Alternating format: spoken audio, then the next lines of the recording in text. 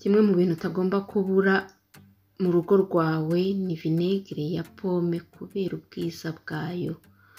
Ndabashuhuje mugire amahoro mwese abakunda ibyo tuvuga.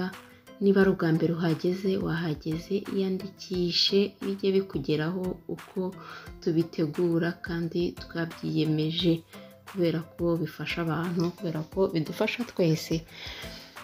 Ndabashuhuje rero mugire amahoro y'Imana, ndongeye bahaye ikaze hano iwacu.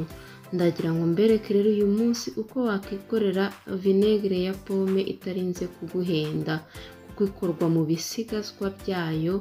Nabyaba rero ari akaga kutamenya kubyikorera cyangwa ukaba wabita kandi aribyo bifite akamaro. Ntabwo ari ubwa mbere mwumvishije ko mu gishishwa ariho haba ubwiza bwose, nyamara abantu benshi usanga bajugunya icyo gishishwa cya vinegere de pome, bakajugunya biriya by'imbere, mu gihe wagakozemo umuti wagufasha kwirinda indwara harimo diyabete, amahiperitansiyo n'izindi ndwara zose. Mu gihe wayifata mu gitondo nk'ifunguro rya mu gitondo uyivanze n'amazi, cyangwa nimugoroba uvanze na huile d'olive. Ikiyiko kimwe kugeza kuri 3 birafasha cyane mu kugabanya ibinure ku mubiri.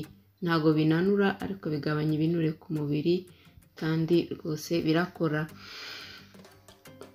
Uko twayikuze rero, twafashe vinegere ya pome nk'uko turi kubibereka hano ku mashusho.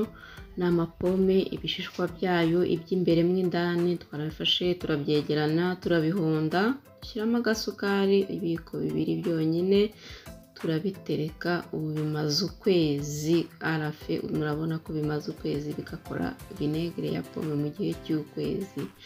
Ni ukuvuga ngo ibishishwa urabisekura, ugashyiramo isukari, ukabitereka iminsi 7 ya mbere, ukajya ugenda n'umudaho nk'uko ndi kubibereka ku mashusho, ugakozamo kugira ngo wongere ubyegeranye, byongere bifatane kugeza ku minsi 7.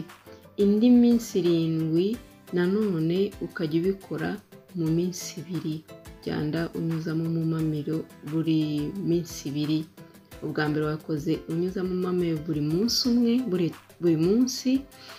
Ubwa kabiri uzajya unyuzamo mu mamiro rimwe mu minsi 2, ubundi umara iminsi 4 byiturije, iminsi 14 biri hamwe bituje, kugira ngo bikore vinegere, bigahita biyikora.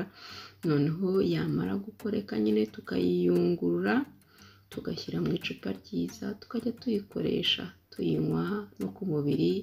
Nzababwira ibyinshi ikora. Mugire amahoro.